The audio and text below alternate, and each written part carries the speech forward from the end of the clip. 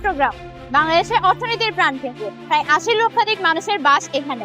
বাংলাদেশের সবথেকে বড় সমুদ্র বন্দরে এখানে অবস্থিত। চট্টগ্রামে দীর্ঘ যানজট যেন লেগেই থাকে। এই শহর এক অনন্ত যানজটের মধ্যে আটকে থাকে।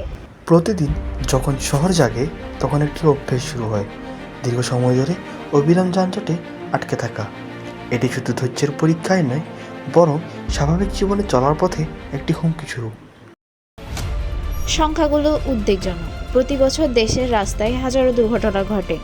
অনেক পরিবারের জন্য একটি সাধারণ দিন হঠাৎই দুঃস্বপ্নে পরিণত হয়, যখন সড়ক দুর্ঘটনায় তাদের প্রিয়জনকে হারাতে বা আহত অবস্থায় দেখতে হয়। চট্টগ্রামের অবকাঠামো কখনো এত পরিমাণ যানবাহন পরিচালনার জন্য তৈরি হয়নি। সংকীর্ণ এবং আঁকাবাঁকা রাস্তাগুলোতে দ্রুত বাড়তে থাকা জনসংখ্যার চাপ পড়ছে, যা মানুষকে ঝুঁকিপূর্ণ পদক্ষেপ নিতে বাধ্য করছে।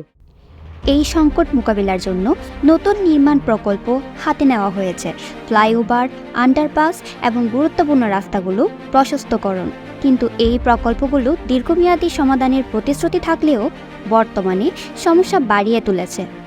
বিকল্প রাস্তাগুলো এবং বন্ধ পথগুলো আরও বিভ্রান্তি সৃষ্টি হচ্ছে, যা যানজটকে আরও জটিল করে তুলছে। গণপরিবহনের চাহিদা অনেক বেশি হলেও তা পর্যাপ্ত নয়। বাসের অভাব এবং নিরাপদ পথচারী পথের অভাবে মানুষ বিকল্প পরিবহনের উপর নির্ভর করছে, যা রাস্তাগুলোকে আরও বিট করে তুলছে।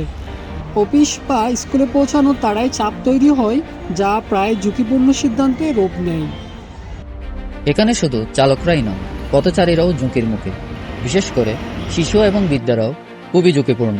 অল্প কয়েকটি ক্রসিং এবং ট্রাফিক সিগন্যালের অভাবে তারা নিজেরাই এই বিপজ্জনক পরিবেশে চলাচল করতে বাধ্য হচ্ছে।